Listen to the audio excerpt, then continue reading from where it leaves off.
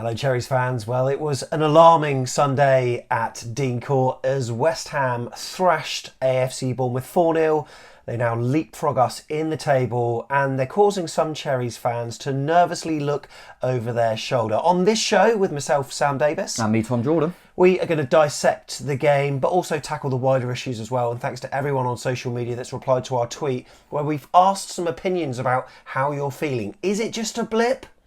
Are there more concerns other than the result itself? And look, we need to pay tribute to West Ham as well, tackle the perennial Cherries inconsistencies. And also, we'll try to do things in a constructive way, Tom. But it's fair to say that some fans are still not sure whether we're safe or not. And I'm one of them. Yeah, no, it's football, isn't it? You win a couple of games and then you go, oh, we look safe now. And then you go, yeah, but if you lose the next couple, that's just football. I think it was more the performance levels we had, particularly against Tottenham, that it felt like we turned a little bit of a corner. But listen, also, I think you win like we won against Tottenham. I think you are going to get a bit carried away, just like people get carried away the other way, which I'm one of them as well. That when you lose, you start getting really, down that rabbit hole. I think that's just the way it is. But you'd still say we're in a really, really good position, and odds and pundits and all that would say the same. We are still in a good position, and this week's a big one. But we're in a position that even if the worst case scenario and we lose 2 games, we still should be not. We won't be dead and buried, is what I mean. And we've had some tough fixtures on paper, so yeah, it's that people are going to start looking over their shoulders now. But that was always going to happen if we lost the football match. I think a lot of people thought we'd get something with the little turn of form we've had. But then equally, you got to look at it and go, first time we've got back to back. What the chance we get 3 in a row? Quite unlikely when you think about it. But as you said, mate, you've got to give credit to West Ham because I thought they were stubborn, professional, and thoroughly deserved the win. Without being, I spoke to a few West Ham fans, it probably wasn't a 4-0 game. They're like set piece and things like that. But control-wise, they were fine. Let us have the ball and we didn't hurt them at all, did we? They're a team full of confidence with good momentum. We thought that might affect them playing in the week, but not the case. And well, however you're taking this in today, whether it's on the audio pod or YouTube, just want to say thank you very much and all the support that we've had also via our Ko-fi, details of which we will give you later on as well. Thank you so much. Sunday fixtures, really don't like them, mate. And it proved to be the case. Now, yes, we haven't got any points against West Ham this season. All goals. They're a side that aren't actually as bad as their league position suggests. And when you take a look at the form table, we'll take a look at it early doors, check it out now, you can see that they are right up there. And Spurs, who we actually beat the other week, they're a bottom half form table side. So given the fact that Spurs also got battered 6-1 by Newcastle, I'm starting to think, actually, 3 points from those games is actually all right. It just happened in the order that we didn't think it was going to happen in. Yeah, and I think ideally you'd rather beat a team that are closer to you.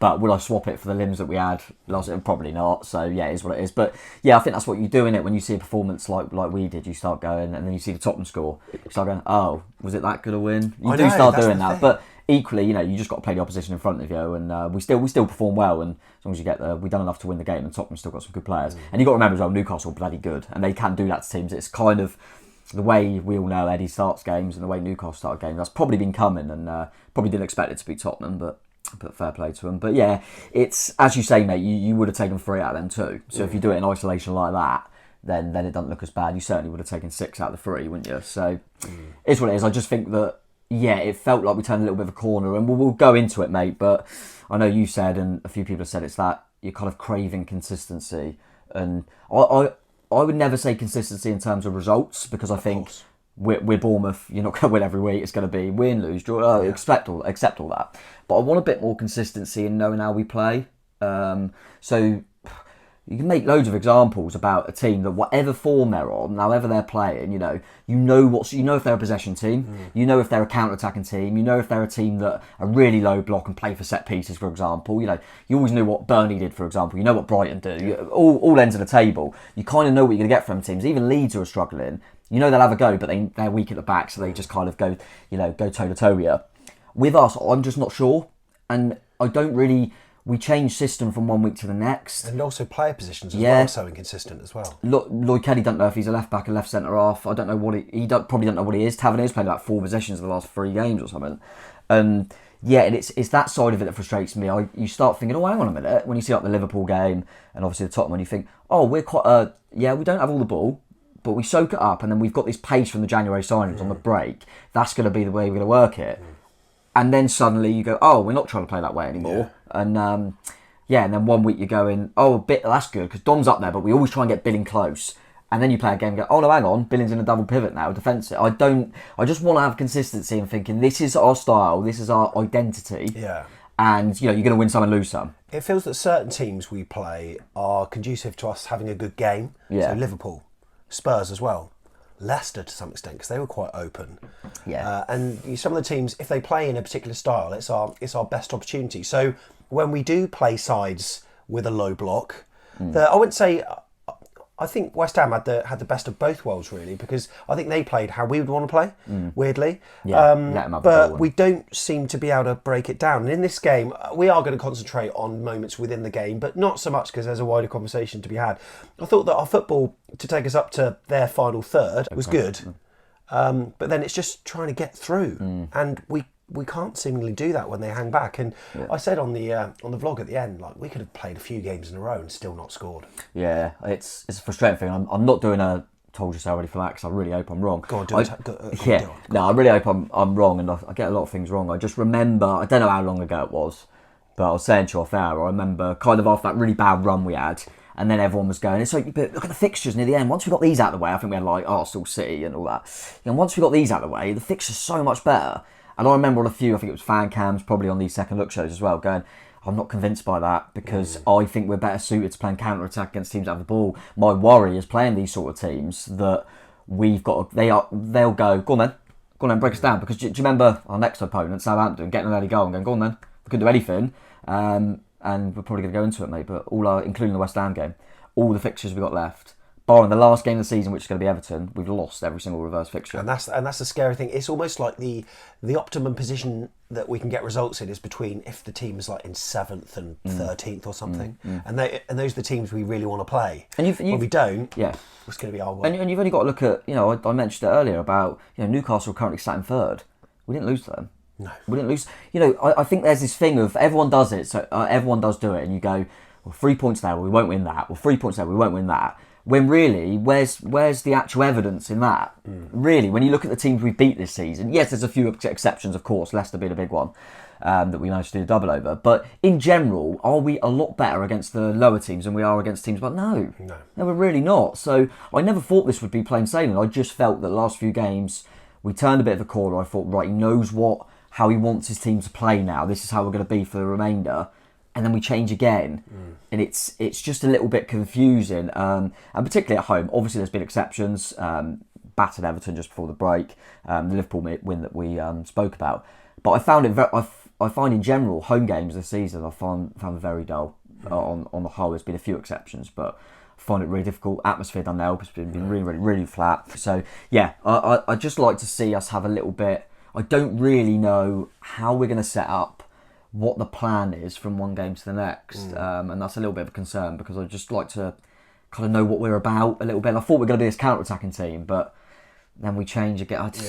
Frustrating, mate. It's so hard. I've been looking at the reaction on Twitter, and Twitter is the most reactionary platform. I'm not in any Facebook groups. I'm not on Facebook, so I can't imagine what they're talking about in there. But there's a lot of debate to be had. Of course, Gary O'Neill's name has been mentioned and brought up. There was a screenshot of some video or something that said the fans were toxic or something, which I don't think it's particularly toxic. There's just people disagreeing over certain things. One of which I saw today actually was quite interesting with regards to, well, like, if you think it's bad now, just wind back 15 years ago when we were losing to Barnet, sort of thing. And it's almost like sometimes with some supporters, the history holds us back a little bit. Yeah, I just don't get it. I don't get it at all. I think I agree with you in terms of, I don't think it's toxic at the moment. I think I would describe it as flat. Yeah, just really flat. And the atmosphere showed that. Yeah, and that reflects performance. But as you say, before ball's kicked, I still think we need to get it going a little bit more. But equally, it's understandably flat when the scoreline is what it is early on in the game.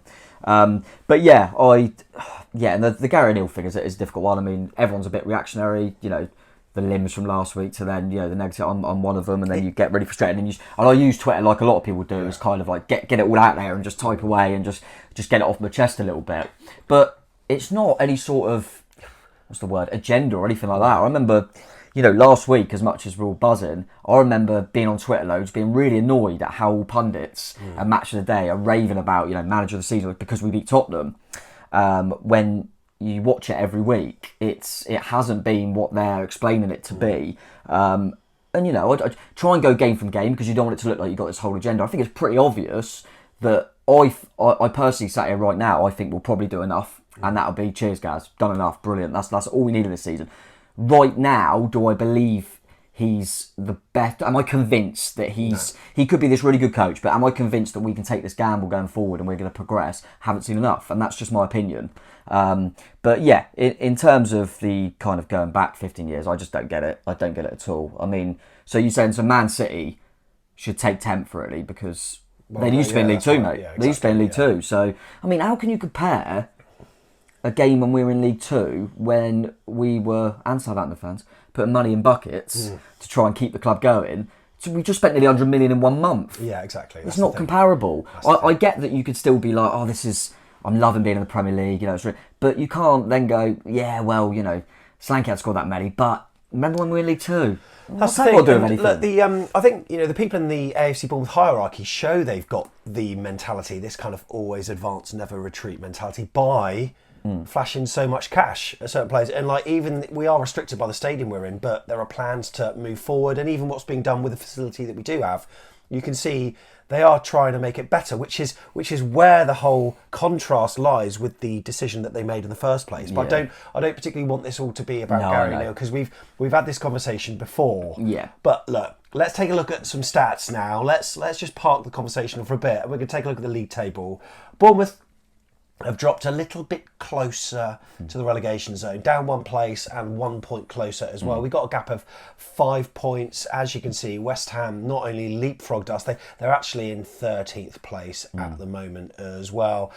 I feel their goal difference is virtually a point as well, by the way. Yes. Only -8 compared to, -32 for us, for example. Absolutely. Yeah, so that was big. I do think that was kind of a winners virtually there kind of game. And credit to West Ham, they're not going to be in any trouble. I actually think it's probably going to be 3 from 6, and we're at the top of that at the moment. Yeah, absolutely. Yeah. I thought that we might have been out of it, but not the case. The other 14 baseline tracker table, this is where you should be getting points. Southampton have moved from -10 to -9. Obviously, that point at the Emirates was... it could have been 3 points thanks to Saka. It wasn't, but Bournemouth, it's put us down to -3. If you need more explanation of that, go to the other 14 on Twitter. But you can see a pattern forming. Leicester, Forest, Southampton. Are those going to be the teams? I think the bottom 6 that you can see there is probably how it's going to stay. So, look, we're going to go through the match. We won't talk about the different elements in the game too much. But you know what? Before the game, chat to a few people. I perhaps should have chatted to you for team news rather than Tiggs, but to me it looked like a 4 at the back. Yeah. But then I'm looking online in various places and it's a 3, but then I'm seeing the game start and it looks like it's a 3 at times and then 4 at other times. Players are being asked to do all sorts of different roles, and I'm confused watching. It seems like the players were confused because, we had two good minutes at the very start of the game where we had some...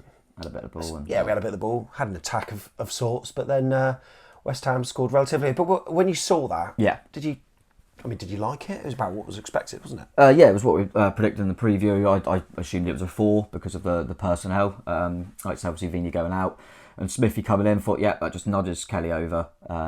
And we go with a 4. But as you say, at times it looked like a 3. It looked like Tav was back the wing back and Kelly was inside. Couldn't really work. And this what goes back to the point I made earlier. I think personally it starts one way, changes 10 minutes later, then changes back, and then there was one point later in the second half where we had Mepham and Stevens, and then they just literally switched. I don't know why. And that I just think it confuses the hell out of everyone, not just supporters. I think the players sometimes think. I mean, I'm sure you go into kind of average positions, all them stuff. I know Smithy didn't have a good game. He's on his own down that whole right hand side is just Adam Smith, because Christie obviously comes in, and then the left hand side's overloaded. I don't really know what we're really trying to do at times. There were definitely points in the game where Tav was virtually wing back, but I couldn't really. I think that goes back to everything. That's the issue, is we're talking after the game, and I'm not really sure if we played a 3 or a 4, to be honest. I'm really not sure.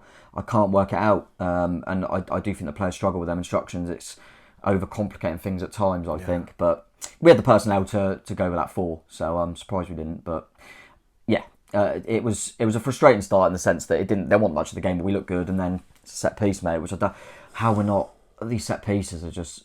I am really fearful of our next game is against James Ward-Prowse. Yeah, not only that, but also if they play their big man up top as well, then that's a real concern. Sellis in the crowd, Wally the manager. Yeah, I mean, he'll certainly be looking at that going, cool, get some lumps in. They scored a header from a corner against Arsenal, didn't they, as well? Yeah. So yeah, that's a worry. So we're just looking at a still now of the moment the ball came in and Antonio headed it in. I'm counting every single Cherries player is in that penalty box. 11. As opposed to their 1, 2, 3, 4, 5 with Declan Rice just sat on the edge of the box. So, yeah, we got 11 and they've got 5. Antonio wins the header, but it felt like there was no one near him. No, it's almost... How can that happen? So this is zonal marking gone wrong. This is another set-piece issue. Yeah. And I know that Gary O'Neill's not responsible for himself being in the position on the pitch that he should be, but there's obviously an issue here. Mate, we've conceded nearly 20 goals from set pieces. It's and this started all the way back in. Was it one of Gary O'Neill's first game was the Wolves game, wasn't it? And then it was the Forest 3-2. Yeah. And they scored from a set piece in that game. So this has started right at the start, and this hasn't stopped at all. All season we've had a problem. So I don't know why we're not. You keep doing the same thing. You're gonna have the same sort of issues, and yeah, I couldn't really work out what was going on. As you say, it's all kind of zonal, so no one has that. I like man marking because you've got responsibility. You know who should have done better. In this, I'm not sure. He wanders forward and kind of gets in between. I think it's Dom and Lerma.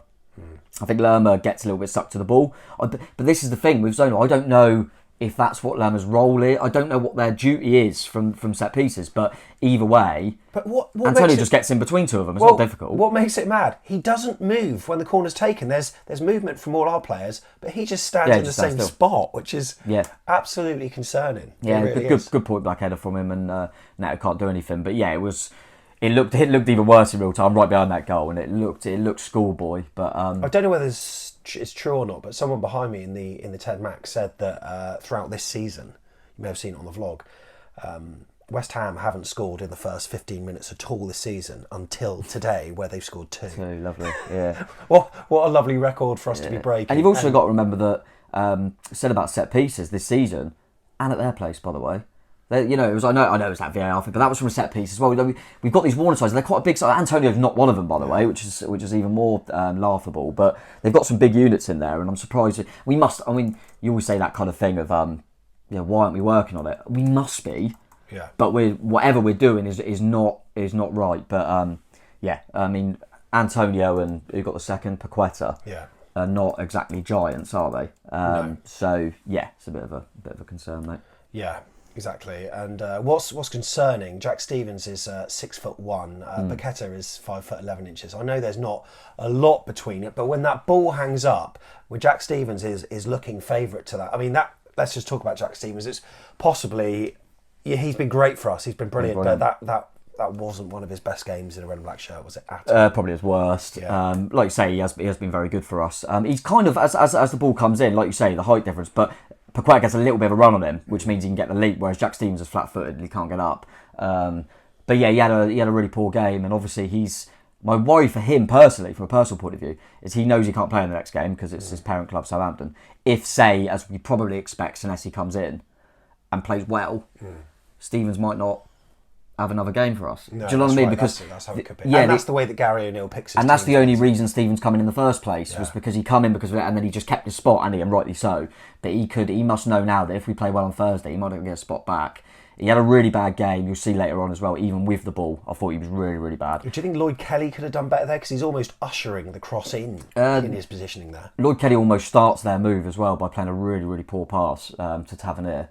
Right at the start of the move, he tries to play. Tavernier's first touch isn't brilliant. He's got to take responsibility, but Kelly plays a silly pass to him in the first place. Another player who's improved a lot. We've been praising him lately because he deserved it. I thought he was back to. He had a stinker.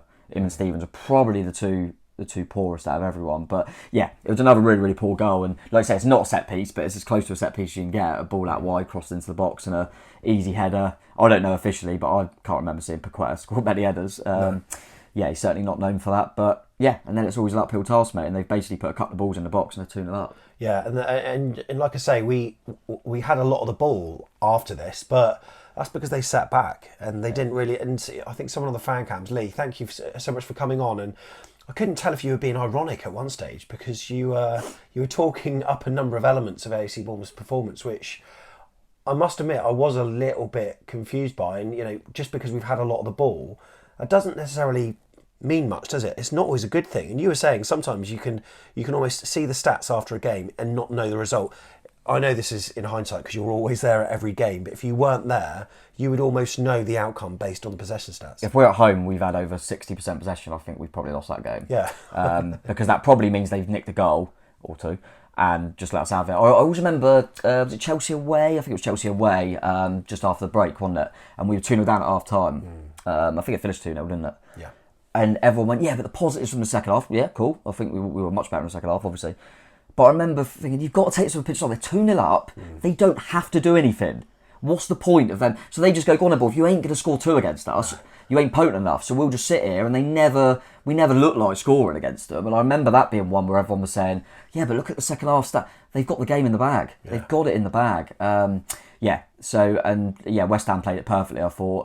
We had a few little half chances, didn't we? Dom had the running behind. I think Lerma hit one straight at the keeper. Yeah, Dom's angle was very tight there. He was never really going to beat Fabianski from there. But then Lerma, good effort. And just like one of them, he does it a few times, so he's out of frustration, just seems like he just whacks one. I was just surprised he didn't clear the bar. He's not got a great record at that end of the pitch. No. But it wasn't too long before West Ham made it 3. And I gather, with the timing of the goal, mate, that is another one that isn't in the Tom Jordan memory bank, right? Yeah, I'm not too bothered about that. I didn't see this goal. Just heard it was a set piece and thought, here we go. So then obviously you've watched it back loads since.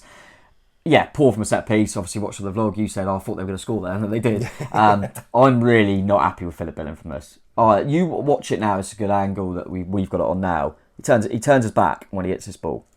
He turns his back. If he stands up, goes and closes down like you should do, he could block that. He turns his back to the ball straight away. As soon as Declan Rice hits that, he turns his back. That's poor. And Billing's not you'd rather have a centre half there or just get your body in front of it. He makes a poor attempt. He charges out like he's going to do something and doesn't. But yeah, like you said, that can still deflect off him and go wide. The way the game was going for us, it was always going to end up in, wasn't it? But again, it's from a set piece that we don't deal with straight away. It just kind of floats over. No one gets a good head on it. And Royce had to smash it in. But yeah, that was one of them things. It could have gone anywhere. But the way the game was going, it's no surprise it went in the back of the net. And that kills the game as a contest, really. 3-0, the way we were playing. We weren't going to go on and get anything out of the game. And I think that was shown with his substitution and stuff at half-time, to be honest with you. The game was done. And at half-time, 10,000 phones went off. Mine so yours didn't, because you turned them off. So if there's a major incident or a flood or something where you... Put it back on. But you put it back on. It was just for that. And it certainly gave the fans a little bit of a wake up. It wasn't as loud as I thought it was going to be. What was it? Because you'd have been outside the North Stand. Yeah. Was it? Did you have like many beeps or not really? Yeah, it was quite funny. Everyone it's all started again, but it wasn't that. No, it wasn't that loud. It was. I thought it was going to be this sort of cacophony of sound, but it really wasn't. You could say it gave the fans a little bit of a wake up call. Didn't work for the players though, did it? No. Oh my goodness! I think that I think we made a substitution, didn't we? Immediately afterwards. Rothwell. Yeah, that was right. Joe, and I feel sorry for Rothwell, but I was saying to Tiggs, who I sat next to, that he was one of our sort of more creative players, but then it was 3-0. So, and from that point in time, it almost felt like a bit of an experiment, like almost like the actual SMS thing itself from the government. It felt like, and especially on 61 minutes when more changes were made, like Gary O'Neill at that point just thought, okay, the game's gone now. Yeah. Let's maybe experiment, but also save some legs for the game coming up on Thursday. Yeah, well, I'm not going to go and criticise the half-time substitution in the sense we're 3-0 down. Said before, I think it's quite quick to forget how much of the season Rothwell's missed. So I think he probably gets fatigued. Look, he's come off a lot, hasn't he, where you think, did we didn't even take Rothwell off? Yeah. But I wonder if he's still struggling to get through 90, and he, in my opinion, was one of our better players. So maybe he's thinking, I don't want you to get injured, come off, now, and give Kiefer an opportunity, and I think we just looked at the game and thought, let's try and go a little bit more direct. I still believe that when you're 3-0 down, there's got to be a part of you. You saw it in the Tottenham Newcastle game where they brought a centre half on when they were 5-0 down, Tottenham, of damage limitation. Don't let this be 6, 7. And I still think Kiefer Moore, which he did by the way, will win a few headers from corners, defensively as well as offensively. It always confuses me when I quite like Kiefer being a plan B, to be honest with you. Don't mind him at all. I think it's good to have that in your locker, but. If a player hasn't been deemed good enough the whole year to make an impact, why is he suddenly good enough now? That's what I just think. Gary never puts Kiefer Moore on when we need to get back into a game. So is this one of the inconsistencies? You're not looking at results, sure, but you're looking at these little minutiae within games. Like, but why? And surely Kiefer's your man you want to pump balls in the box to. So if we take a look at our average positions, why is it that once the substitutions are made, we then go narrower? Surely we're supposed to be getting men out wide and pumping the balls in. And by the way, our crossing, I was really annoyed at how bad our crossing was. Our corners never seem to be the first man. Often our crosses are just loopy, which means the striker's got to generate their own header. Contrast that with West Ham's, where their pinpoint accuracy and they're actually superb. But yes, that baffled me. Yeah, no, that's exactly the point I was going to make. Is you don't have Kiefer Moore and you're in a certain way, and then you bring Kiefer Moore and you think, right, we're going to get wide, get balls, and you become narrower, is why a lot of us scratching our heads and going, I don't really understand. But yeah, and then you said the treble change you made after that. One of them's definitely Smithy, because if he gets booked now, how stupid does that look? Because everyone will go, we're 3-0 down, when you take him off. So he done that. We put Anthony at right. I feel so sorry for Anthony, by the way. I'm not saying he's a be-all and end-all, but he's never really let us down without being brilliant. And the only time he seems to come on is we'll put the wing back. I thought, what's he supposed to do? And he still managed to get a ball with his left foot and have a go, to be fair to him. Vigna for Kelly, I think Kelly was just having one of them games. Give Vigna a run out, get him some, made sense. And I actually thought Vigna showed a little bit going forward, and actually thought Dongo would come on as well, didn't he, for Christie? Christie, I thought, was energetic, as he always is, by the way. We all know his inconsistencies and, well, probably consistent in terms of not getting the numbers. But I think for how lethargic I felt we looked, I thought at least he'd given us some sort of energy. But Dongo, to be fair to him, tried to run at people. That's what you expect from an impact sub, and he tried his best. There was one that he dragged wide of the target, wasn't it, where he went forward, isolated. A good little bit of feet. But yeah, I don't think the subs were really to try and suddenly come back and win the game. I think they would get some minutes under our belt, take some players off, and try and see it out, to be honest. And we nearly saw it out for a 3-0, I suppose. Yeah, we nearly did. But I've got to say, I think David Moyes made some substitutions not long after that, and he managed that really well, I thought, that whole performance, didn't he? And he put Ings and Fornals on, and obviously Fornals made it 4-0 later on. Antonio and Benrahma coming off. But I just thought the experience there showed. Really did show. 4-0 now. Just that's good. No, exactly. I mean, it's obviously it's easier when you're 3-0 up to make better decisions, because the game's virtually yours. But I agree, mate. I think West Ham, to go on to West Ham a little bit, I think we've seen in recent weeks, they're in, right at the latter stages of a European competition, as well as being in a relegation dogfight a few days later. And he's managing it well now, and he's starting to, I know there's been question marks over it, he's starting to show that when it gets to this point of the season, which, off subject a little bit, but is why I think a lot of people think that Everton will just do enough because of the Deutsch factor. I think it's similar with West Ham. Yes, they've got good players, but they've also got a manager who goes, calm down, I've been here and done this. I've been here and done this. I know how to sit, and that's what happened. And yeah, no better feeling, I guess, for a manager when you're 3-0 up, you bring on a player and he goes and scores, and he hasn't scored many, and Fornals gets, it's almost scorpion kickish, wasn't it? What a goal. He done really well. It was almost like it happened in slow motion, but it's like, Rene Higuita. Do you remember that? Yes, Colombian. For a Jamie Redknapp sort of, I don't know what it was, a cross-come shot, but and it was like that, but it crossed over the line about 3 miles per hour. But it looked like it might just go wide, but it collected well of it. But with that goal as well, just going to that briefly, that was again what we were talking about earlier, was Stevens coming out and just a sloppy pass.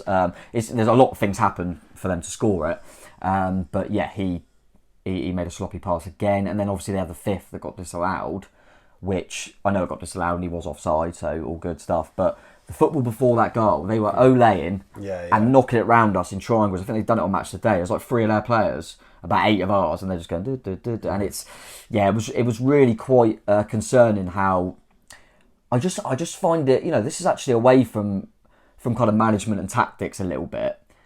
I think sometimes as a player, when it is a 6-pointer really, you're at home, and the way it just felt like they wanted it more than us worried me. I didn't see that with our group. I think we've always shown togetherness. We've always shown that fighting spirit, regardless of results. And I felt like from as soon as they scored the first goal, really, we looked like, ugh. And you just kind of thought, come on, let's stand up and be counted a little bit. I didn't see enough of them. You're a bit more experienced heads. Your Lloyd Kelly, I know he's young, but experienced head in the Premier League. Your Jefferson Lermers. So stand up and go, look, we're in a big dogfight here.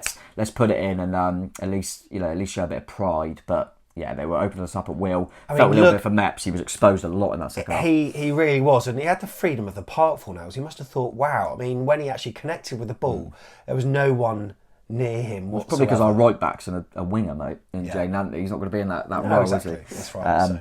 But yeah, it is one of them. You're going to get caught when you're 3 down. The game's over anyway. But yeah, good collection from him for sure. And then they nearly had 5. Yeah, exactly. By which point had you left at that point? I mean, look, there is debate on Twitter. There's always debate about leaving early and stuff. And look, there are certain debates that happen in football where Spurs fans, half of them want refunds and stuff. So these are the things that just all personal decisions. So I decided just to get over to the fan cams to go early, and Paul Kenwood was sat on that rock just where we go. I don't know how long he was there for, but he looked very despondent, and it just had a very subdued feel the whole game. I thought West Ham, to their credit, were actually superb. There are some people on Twitter after the Spurs game saying we should be apologising to Gary O'Neill. So should he be apologising to us, or should they be apologising to us after that? These things happen time and time again. There's this swing. It's like a pendulum with how we're feeling at the moment. But the fact that it's swinging one way and the other so badly week after week probably suggests there is a wider conversation to be had about the direction of our club and the head coach going forward, because whilst he managed to silence some critics, again, it's come to the fore this week. Some people have said bad day at the office. Some people have said, look, it's the players that ultimately take responsibility with what happens on the pitch. Yes, absolutely. But the thing is, sometimes I do feel as though, how do we know that the players that we've got, are they being sort of strangled a little bit by his tactics? Are they being held back? We don't know, do we? In contrast, there was a Newcastle, and I don't want to mention his name, but you saw that tweet from a Newcastle fan saying, how on earth is Eddie getting all of this juice out of the players? And it seems to be like we've got it the other way around sometimes. Like, we'll never know. It feels like how things are at the moment. We'll never really know how capable our players really truly are. And I don't want their careers to be stunted. No, maybe not. And as I say, I think I saw someone say, which I thought was a good point, it's not actually the fact of, Gary's got to take the job and Gary's learning on the job. He is clearly learning on the job. He would say that. He's brand new to football management. Are we in a position to have the luxury of getting a manager to learn on the job in the Premier League? I don't think so. I thought it was a weird decision at the time, and I wouldn't change that even if he win every game. I'd still think it's a weird decision. Well, it is, considering all this Wonga. And the amount we splashed, and hopefully it should get us over the line. But yeah, I think you can... everyone's entitled to their opinion at the end of the day, mate, and people that are backing fair play to you. I look at it individually, and you go, you play like you did against Tottenham and you win. As a collective, we're gonna praise them.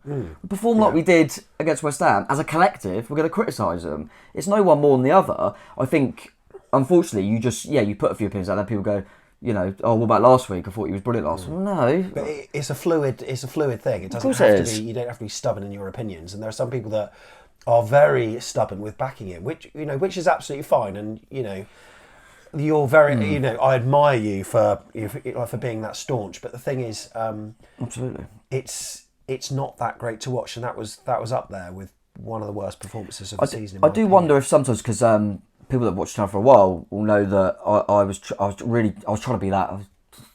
Called too positive at times, trying to get when Eddie left and we got Jason in. I think it was more that I think whoever's coming in after Eddie is going to be difficult. Let's try. I look back at it now and I go, I wonder if it's because we weren't in the stadium, to be honest. And it's, even though you're still watching it, it's not the same. Yeah. Because it didn't work, did it? He wasn't good enough as a head coach, and obviously he ended up getting sacked for it. And I can, in hindsight, say, yeah, I was wrong there. I thought we'd do a better job. But I wonder if it's because I wanted the stadium. Because right now, you mentioned just then about leaving early and stuff. I think virtually every season, I can't really remember. I would probably say if someone asked me if I was on a lie detector, I'd go, I don't think I left any game early. This season, definitely 4 times I've left early. Yeah. When I say early, it's like a minute or two. Yeah. But I never do that. No. And it might be me becoming a grumpy old man, maybe. I'm getting a bit older. But and would I have done that if we're in the stadium when Jason was manager? Potentially, because we weren't in the stadium. So, that's got to be kind of a side note there. But that's my concern at the moment. I'm getting a little bit worried that I'm leaving early because I don't like booing, but I can't clap when I'm watching. I don't really want to be in there when it's a bit toxic and people maybe boo. I don't like it. It's not a nice feeling, is it, when you love your football club and you think, oh God, it's horrible. But I can't. I find it really difficult. And I was saying to our fair, I know there's been a few exceptions, as we keep saying, but I've found home games so difficult this season. I find them so dull, so flat, so boring, and most of the time I'm kind of looking at the clock. I find it really dull. I find it really hard, and I know they're trying lots of different sort of combinations of video montages and songs and stuff. I think we had a bit of the Killers, we had a bit of Hey Jude last time, and very different to previous weeks. Obviously, it always culminates in Nonny doing his Red Army, but as soon as that Red Army's finished, it's like it's so quiet, and I don't know. I mean, I think there's a bigger conversation that stems from this about when we do get a new stadium, like the importance of having all the singers all in one place, because it feels like the North Stand was like where it all starts and where it should start. There was a little bit of singing in the South Stand, but I don't know, a lot of people, and I'm not criticising you if you don't sing, but sometimes I think just like, why not join in and just get behind it, because you're in the North Stand for a reason, right? Otherwise, you might as well be in the East Stand or the Main Stand. Like, why not get behind the boys? Because it shows how much the players feed off what happens. But we've had this conversation time and time again. We're a very reactive rather than proactive fan base. And I'm not gonna kind of take myself away from that, because obviously I sit in the North Stand, and I'm trying to think, because I'm one of the ones that tries to sing out before the game, and then I think about it, I go, no, actually, I am one of the ones at fault when you're 2-3-0 down in the first half, and there's someone's trying to do an alley-o.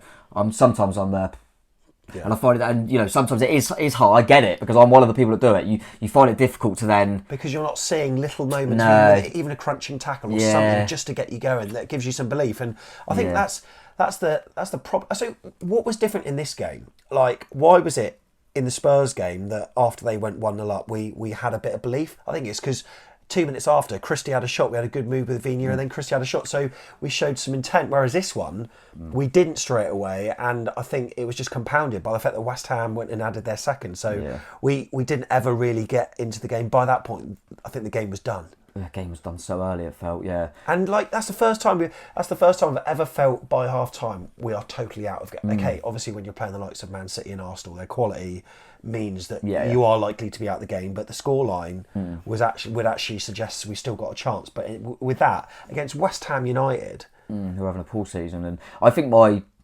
general concern in terms of the performance of the opposition, a lot of it was, I know we did say it in the preview, didn't we? It could go either way, and obviously the momentum of their win on Thursday evidently helped them, but I struggled to see why they looked fitter, why they looked more energetic all over the pitch.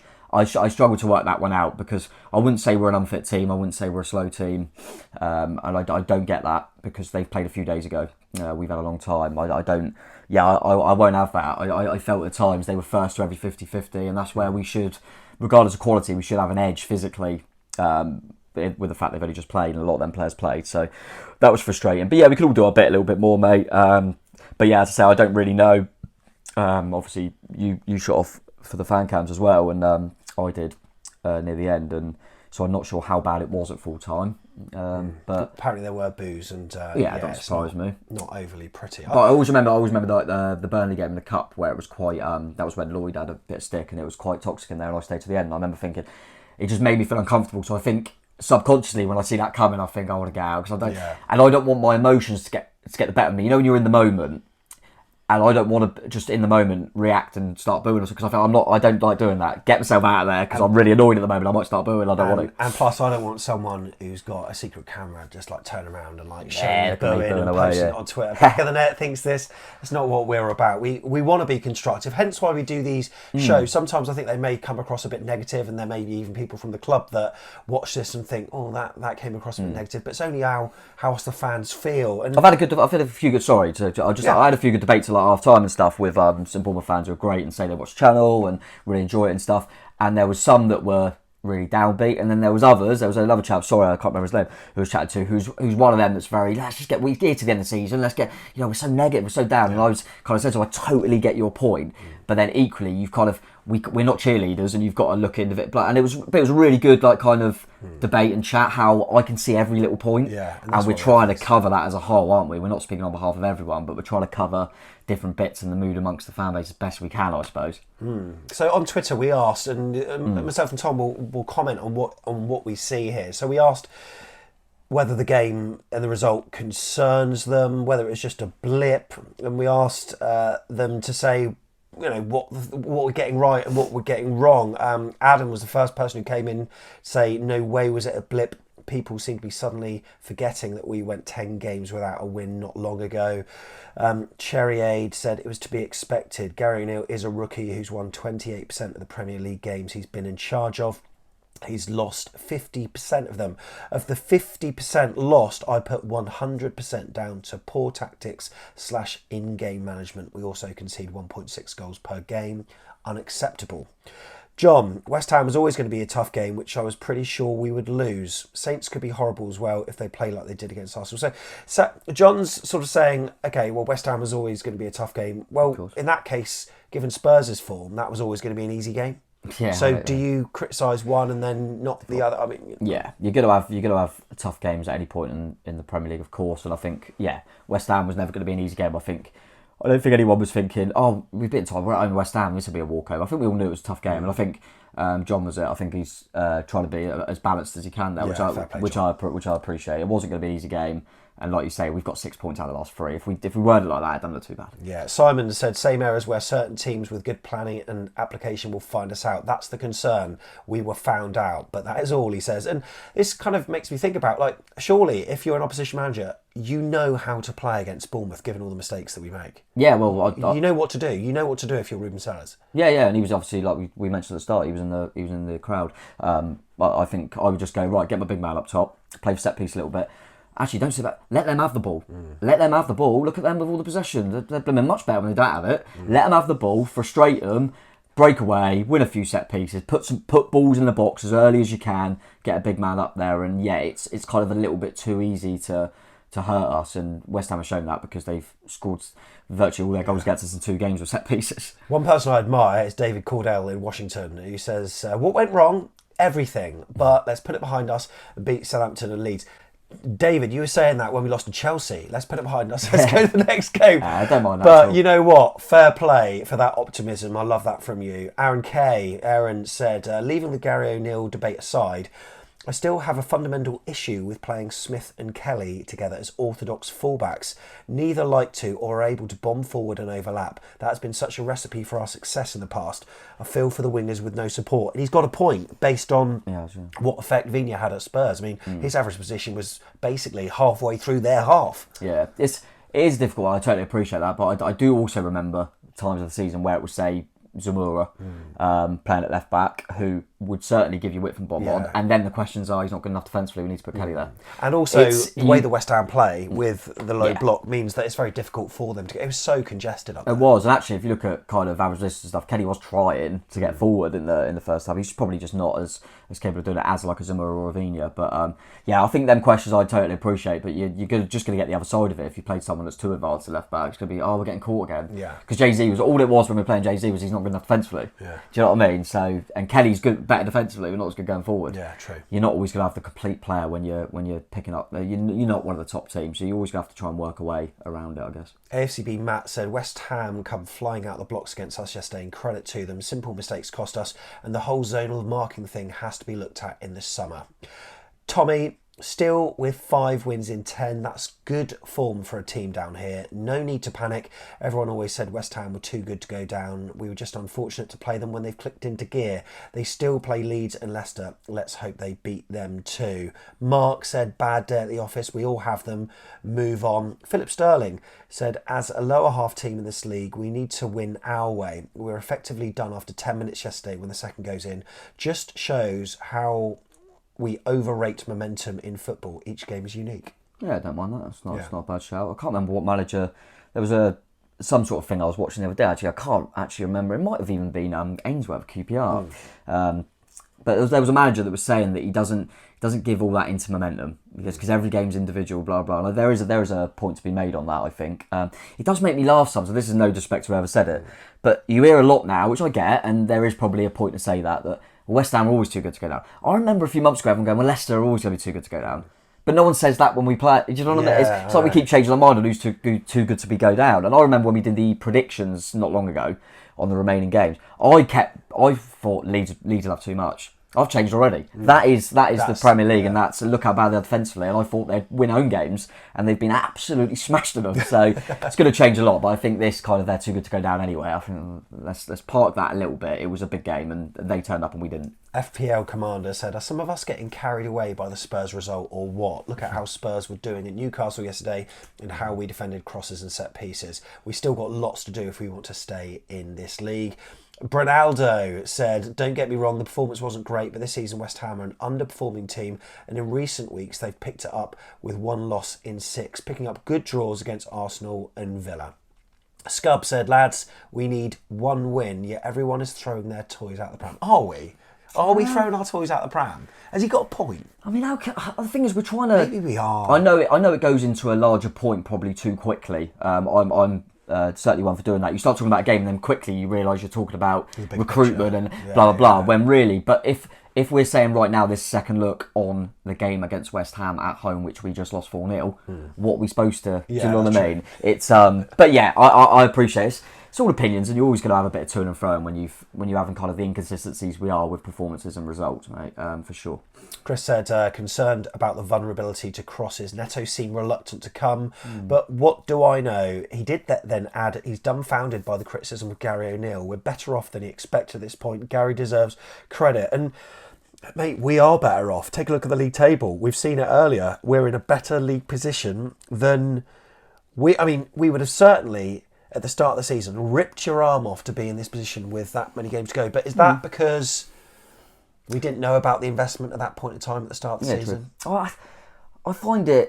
I don't know, it's just like, as I say, it's just my personal opinion. I mean, like Newcastle fans would be so annoyed now if they didn't make the Champions League. Yeah, at the start of the season, they'd have probably been happy with top 10. I mean, Arsenal's a good shout for that as well, isn't it? So expectations change. But yeah, like I say, it's just a personal opinion that I find it really difficult to accept this kind of, we were predicted to come 20th, look at our squad. I don't agree. I don't agree. We had a good squad coming into the season, good, I'd say, one that should be able to compete to stay up. And then we spent nearly 100 million in January. We got some bloody good players. I don't agree that we've got a bad squad. And we were some of the biggest spenders in that window as well. Yeah, we were top 5, I think, minimum. But yeah, I just disagree with this. And people keep saying, yeah, but everyone predicted us to come 20th. Well, everyone predicted Fulham to come 19th. And our squad, if you want to talk about money and size of the squad and look at our squad, well, it costs more than Brighton's, it costs more than Brentford's. You know, what are we talking about here? I think this is still that thing in the back of our heads that's a little bit like we're little old Bournemouth. And we are we have got the smallest stadium, we have got this and that. Our squad's not that bad, and if you had said, we're 5 clear currently, 5 clear relegation, if you had said to me at the start of the season, we're going to be 5 clear in April, but in January we spend over 50 million quid. Yeah. We're 5 clear, would you take that? I go, yeah, that's probably where I'd expect. Yeah. So I'm not going, we are in an absolute hell of a space, of course not. But I don't think this thing of we should be 20 points worse off because we're Bournemouth. We have got a good squad, in my opinion. There's players that can't get in that squad that would get in a lot of teams near the bottom. I'm telling you now, there's some players, I know Eddie, I don't want to go on about Eddie, I know we all know what he does with players. They're 3rd in the league. Longstaff, Willock, Jacob Murphy have been starting for them. They wouldn't start for us player for player.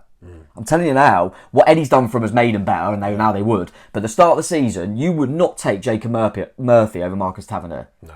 You would not take Sean Longstaff over Jefferson Lerma. They're 3rd. So if you want to start talking about squad, we can go through every individual one and go, well, I'd rather... Kiefer Moore very rarely gets on our substitutes bench at the moment. Nottingham Forest are bringing on Sam Surridge. Yeah, but there you are. Yeah. I just think there needs to be a little bit of perspective at times. That our squad is not as bad as we're making out, in my opinion. This is all my opinion. Okay. A little bit of a rant there, wasn't I? Yeah. Shall I title this? Yeah. Rant. Tom Rant. Philip Baxter said West Ham didn't really have to work hard for their goals. Crosses into the box equals goals. That's a worry going forward. Dreamweave said our passing was terrible and looked very unorganised at the back. West Ham let us play. We looked clueless around the box and went to playing the ball back from attacking areas and not giving it a go. Aging Cherry, for me, that was the worst defensive performance since Liverpool at Anfield. Disorganised, inept and completely lacking in drive and energy. It had better be a blip. Vina should start over Kelly every game. And look, there are conversations from that have emanated. Check our Twitter and tweeted replies. If you're not following us on Twitter, by the way, what are you doing? At AFCB Podcast. Tom, people who support this channel lovely financially, like, if they're a monthly member, they get a little extra, don't they? By the way of your player rating show. Look, we'll go through the Who Scored rating. Who do you think was Who Scored's AFC Bournemouth man of the match? So we had the highest rating. Yeah. So I'm going to go highest rating. I reckon it might have even been Mepham. Chris Mepham. And you would be nearly right. 6.8. Dom Solanke on 6.9. Okay, maybe obviously ground covered, things like that. Maybe. Yeah, there's all sorts of stats. This is all statistically based, isn't it? But yeah, now talk me through your quick. We'll just go through because we don't want to have this as a because it has to be exclusive for the Kofi members. Yeah, I won't go for anyone individual. But some of the players that emerge with some credit for you, and maybe ones that. Well, the reason I said Mepham then, and obviously that was why stats missed, because I thought, you've got to take into consideration we let in 4 goals, he's part of the defence, set pieces, blah, blah, blah. But I just felt that actually in general, when you look at especially stats based, you go, he didn't actually give the ball away too much, and he probably helped us out a few times and covered and etc. etc. He come out with a little bit of credit in terms of I don't think he was awful. Said about Rothwell in the first half, it wasn't too bad, and I felt Christie at least gave us a bit of energy. Don't think he was brilliant, but he at least tried to match their energy, whereas I felt everyone else was lethargic. I think the two that probably stood out as the poorest two for me were Lloyd Kelly and Jack Stevens. But equally, I know there was a thing on there saying about Vina starting, and everyone's going to do that now. This is exactly what we say about game to game, because last week everyone was going, Kelly was bloody brilliant. That's the way it is. But again, this goes back to that wider point, which we're not going to go back into straight away. But Kelly probably thinks, I'm left back. Oh no, I'm left centre back. Am I playing a 4? Am I playing a 5? And I think, and Tavernier, is he a wing back? Is he playing in the front 3? Is he playing centre? And I don't think this helps. But anyway, I thought, unfortunately, I thought Kelly and Stevens were particularly bad. A few that were pretty average. Most of them were below par. But I thought in general, I'd probably say Stevens and Kelly, games to forget. And I'll go Mepham, Christie, and maybe Rothwell that weren't too bad. Dango had a little bit of an impact when he come on. Tavernier, you gave I'm going to tell the score 4. And I was just thinking... His expectations are high, by the way. Yeah, it does make a difference. He's our star man because of his versatility. But shouldn't we centre around his strengths rather than just put him in positions where he can slot in, week out? Because it seems to be... If he is our star man, why wouldn't you concentrate on where he's best? I do wonder if sometimes that's even affected his career in general, being so versatile, because I know a lot of Borough fans, because I spoke to him when we signed him, said that he was playing wing-back for him a lot. And I kind of look at it and go, I'm sure he'd done a good job at wing-back, and I know Borough liked him, but Borough had a really good player there that they could have utilised, and I think they probably restrict him a little bit. If he was higher up the pitch, Borough might have been alright, because he's got that in him, so... Don't get me wrong, I love Tav. I just thought he had a bad game. Second goal, he gave the ball away. I thought he gave the ball away more than he normally does. And I think the other one that was a lot of people talk about was Lerma, who I know everyone knows I love him. Yeah. And he was below par, by the way, for his high standards. Yeah. But everyone was talking like he was the worst player on the pitch. I genuinely haven't looked at this stat thing. Have you still got it up, the ratings they gave? Yeah. I bet he was one of our better ones. Yeah. And I appreciate that he probably does a lot of sideways part. Okay, so he's probably about average, yeah? Yeah, so he does a lot of sideways passing, which I think sometimes you want him to be a bit more penetrative and play for. I totally appreciate that for sure. But in general, if you watch the game, you wouldn't say he was one of our worst players. No. I think it's because we think he's that, and he certainly was below par. But that was just my general feeling. But no one comes out with too much credit, unfortunately. And if you're on the Telegram group, this is posted after every game, Tom Jordan's exclusive player rating show. And there's been some really interesting sort of conversations that have emanated from that. Peter North said, I think you've got it just about right. I think Moyes got his tactics spot on and obviously did his homework. He thought that you were a little harsh on Adam Smith as he was isolated on the right-hand side. Fair point. There are some other people as well saying, should we maybe give Gary O'Neill a score as well in your player rating show? Why not? Look, if you want to become part of our Telegram community, I'm not going to for this show. We've just kind of sounded out this player rating show, but we'll be asking for more input and we'll be echoing it more on the show. It's trying to get that really interesting debates happening here, by the way. Yeah, wow. I don't. Wow. Yeah, you don't want to be.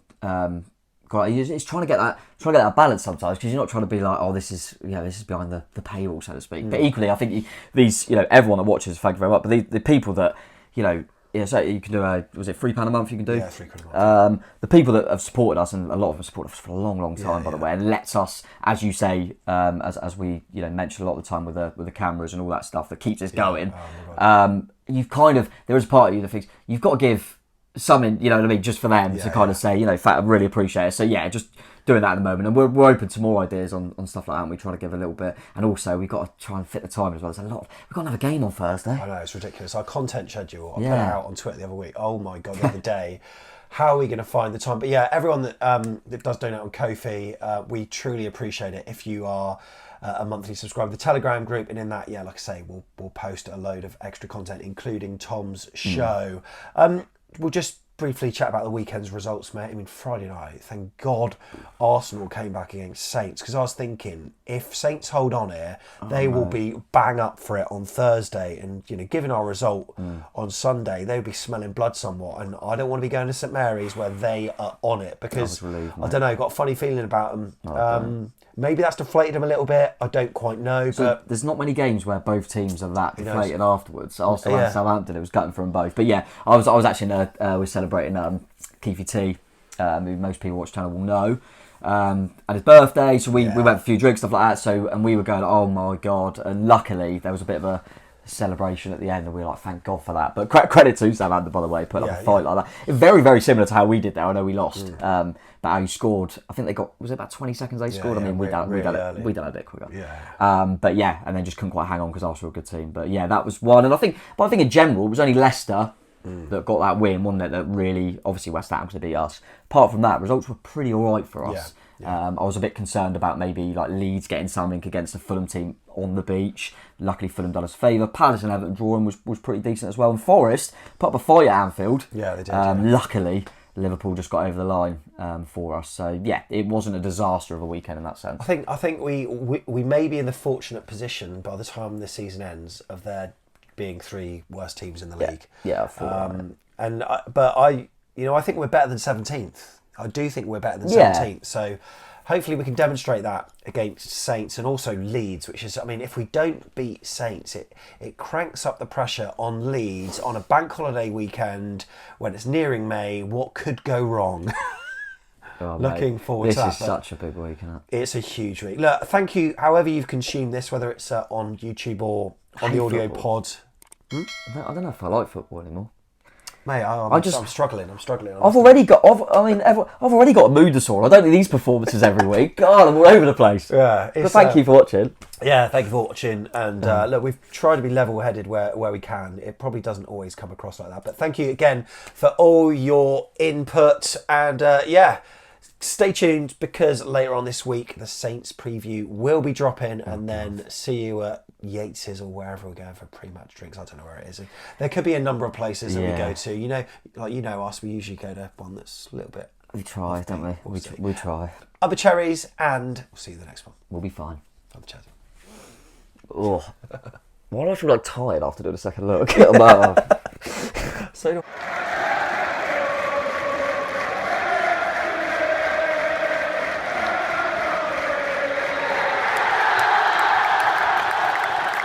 Back in the day!